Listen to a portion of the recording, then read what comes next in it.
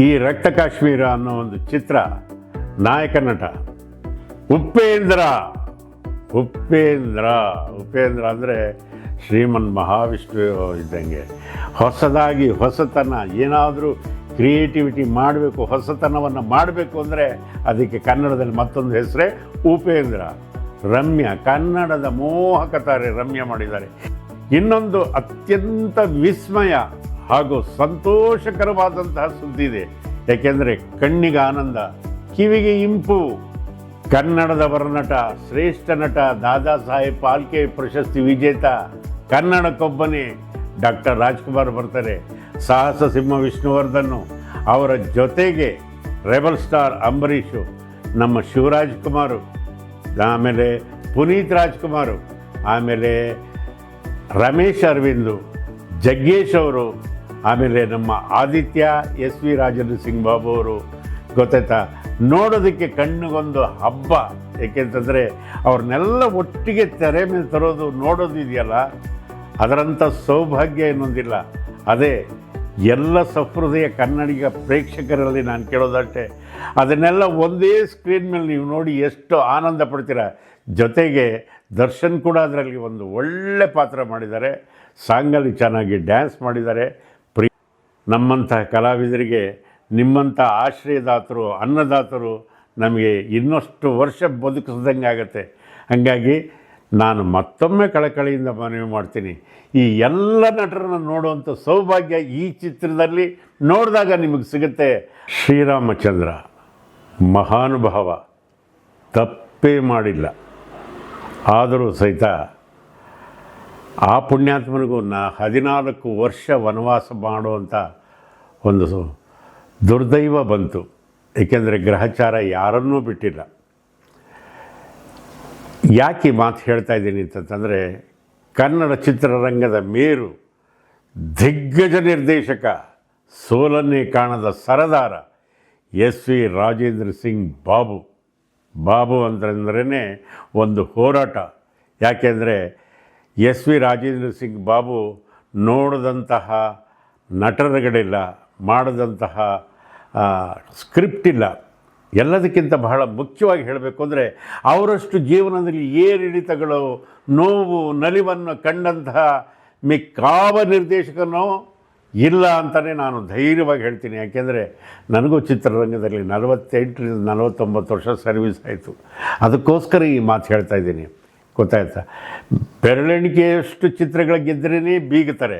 ಆದರೆ ತಾನು ತೆಗೆದ ಎಲ್ಲ ಚಿತ್ರಗಳಲ್ಲಿ 3-4 ಒಂದು ಆವರೇಜ್ ಅನ್ನೋದೊಂದು ಬಿಟ್ಟರೆ ಮಿಕ್ಕಿದ್ದೆಲ್ಲ ಜೈಭೇರಿ ಬಾರಿಸಿದಂತಹ ಚಿತ್ರಗಳೇ. ಆದರೆ ಈ ಚಿತ್ರದ ಬಗ್ಗೆ, ರಕ್ತ ಕಾಶ್ಮೀರದ ಬಗ್ಗೆ 2 ಮಾತನ್ನು ಹೇಳಲೇಬೇಕು. ಈ ಚಿತ್ರ ಪ್ರಾರಂಭ ಆಗಿದ್ದು ಕಾಶ್ಮೀರದ ಪರಿಸ್ಥಿತಿ ಹೆಂಗಿತ್ತು ಅಂತಂತಂದರೆ, ಹೆಜ್ಜೆ ಹೆಜ್ಜೆಗೆ ಭಾರತದ ವೀರ ಯೋಧರು ಗನ್ನಿಡ್ಕೊಂಡು ನಿಂತಿದ್ದರು. 10 ಅಡಿಗೊಬ್ಬೊಬ್ಬ ಯೋಧ ನಿಂತಿರ್ತಿದ್ದ. ನೀವು ಗೊತ್ತಿಲ್ಲ, ಅಂಥ ಸಂದರ್ಭದಲ್ಲಿ ನಮ್ಮನ್ನು ಬಾಬು ಧೈರ್ಯ ಮಾಡಿ ಕಾಶ್ಮೀರ ಕರ್ಕೊಂಡೋದ. ನಾಯಕ ಉಪೇಂದ್ರ ಆಗಿರ್ಬೋದು, ನಾಯಕ ನಟಿ ರಮ್ಯ ಆಗಿರ್ಬೋದು, ಸಪೋರ್ಟಿಂಗ್ ಆರ್ಟಿಸ್ಟಲ್ಲಿ ನಿಮ್ಮ ದೊಡ್ಡಣ್ಣ ಆಗಿರ್ಬೋದು, ನಾವೆಲ್ಲ ಹೋಗಿದ್ವಿ. ಚಳಿ ಅಂದರೆ ತಡ್ಕೊಳಕ್ಕಾಗದಲ್ಲೇ ಇರುವಂಥ ಚಳಿ ಇತ್ತು. ಆದರೂ ಸಹಿತ ನಾವು ಬೆಳಗ್ಗೆನೇ 8 ಗಂಟೆಗೆ ಎದ್ದು ಕೂತಿದ್ರು ಸಹಿತ ಬೆಳಗ್ಗೆ 5 ಗಂಟೆ ಇರಬಹುದೇನೋ ಅನ್ನೋ ಭಾಸವಾಗ್ತಾಯಿತ್ತು. ಯಾಕೆ ಅಂತಂತಂದರೆ ಸೂರ್ಯ ಹುಟ್ಟೋದು ಅಷ್ಟು ನಿಧಾನಗತಿ.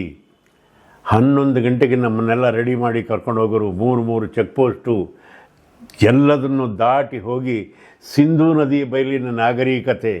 ಗೊತ್ತಾಯ್ತಾ? ಎಂತೆಂಥ ರಮ್ಯವಾದ ಜಾಗಗಳಲ್ಲಿ ತೆಗೆದಿದ್ದಾರೆ ಗೊತ್ತಾ? ಹಾಗಾಗಿ ನೀವು ಈ ಚಿತ್ರವನ್ನು ನೋಡಬೇಕು. ನೋಡಿದ್ರೆ ಮತ್ತೊಮ್ಮೆ ಮಗದೊಮ್ಮೆ 50 ವರ್ಷದ ಇತಿಹಾಸ ನಿಮ್ಮ ಕಣ್ಣು ಮುಂದೆ ಬರೋದ್ರಲ್ಲಿ ಯಾವುದೇ ಸಂದೇಹ ಇಲ್ಲ. ಏಕೆ ಅಂತಂದರೆ ರಕ್ತ ಕಾಶ್ಮೀರದಂತಹ ಒಳ್ಳೆಯ ಚಿತ್ರ ಇನ್ನು ಮಾಡೋದಕ್ಕೆ ಧೈರ್ಯ ಬೇಕು, ತಾಕತ್ತು ಬೇಕು. ಇವತ್ತು ಮಾಡ್ಬೋದು, ಆದರೆ ಆವತ್ತಿನ ದಿವಸ ಆ ಎಲ್ಲರ ಮಧ್ಯೆ ಮಾಡುವಂಥದ್ದು ಇದೆಯಲ್ಲ, ಅದು ಒಂದು ದಾಷ್ಟ್ಯತೆ. ಬಾಬುಗಿರೋದು ಏಕೈಕ ಅಂತಂತಂದರೆ ದಾಷ್ಟ್ಯತೆ. ಯಾವಾಗಲಾದರೂ ಗೆದ್ದಾಗ ಆಹಾ ಅಂತ ಬೀಗಿಲ್ಲ, ಸೋತಾಗ ಓಹೋ ಅಂತ ಕಣ್ಣೀರು ಸೂಸಿಲ್ಲ. ಹಾಗಾಗಿ ಈ ಚಿತ್ರ ಯಶಸ್ಸು, ಕೀರ್ತಿ, ಹಣ ತಂದುಕೊಳ್ಳಿ, ಬಾಬು ಸ್ಥಾನ ಮತ್ತೊಮ್ಮೆ ಗಟ್ಟಿಯಾಗಲಿ ಅನ್ನೋದೇ ನನ್ನ ಕಳಕಳಿ ಮನವಿ. ಯಾಕೆಂದರೆ ಅದರಲ್ಲಿ ನನ್ನ ಸ್ವಾರ್ಥನೂ ಇದೆ. ಈ ರಕ್ತ ಕಾಶ್ಮೀರದಲ್ಲಿ ನಾನು ಒಂದು ಒಳ್ಳೆ ಪಾತ್ರ ಮಾಡಿದ್ದೀನಿ ಅಂತ ಹೆಮ್ಮೆಯಿಂದ ಹೇಳ್ಕೊಡ್ತೀನಿ. ಹಾಗಾಗಿ ಇನ್ನೊಂದು ವಿಷಯ ಜ್ಞಾಪಿಸೋದಕ್ಕೆ ಇಷ್ಟಪಡ್ತೀನಿ. ನಾವು ಕಾಶ್ಮೀರದಲ್ಲಿ ಶ್ರೀರಂಗದಲ್ಲಿ ಶೂಟಿಂಗ್ ಮಾಡಿ ಜಮ್ಮುಗೆ ಹೋಗಬೇಕಾಗಿತ್ತು. ನಾನು ಹೋಗಿ ವೈಷ್ಣೋದೇವಿ ನೋಡ್ಕೊಂಬರ್ತೀನಿ ಅಂದಾಗ ವಿಷ್ಣುವರು ಜೋರಾಗಿ ನಕ್ಬಿಟ್ಟು ಫೋನಲ್ಲಿ ಹೇಳಿದರು, ದೊಡ್ಡು ನಿನ್ನ ಕೈಲಿ ಆಗಲ್ಲ, ದೊಡ್ಡು ಹೋಗಬೇಡ ನೀನು. ಇಲ್ಲ ವಿಷ್ಣುಜಿ, ಅದು ಏನಾಗತ್ತಾಗಲಿ, ಆ ತಾಯಿಗೆ ಕೈ ಮುಗಿದು ನಾನು ಬೇಡ್ಕೊಟ್ಟಿದ್ದೀನಿ, ನಾನು ನೋಡಲೇಬೇಕು ಅಂತ ಹೇಳ್ಬಿಟ್ಟು ಹೋದ್ವಿ.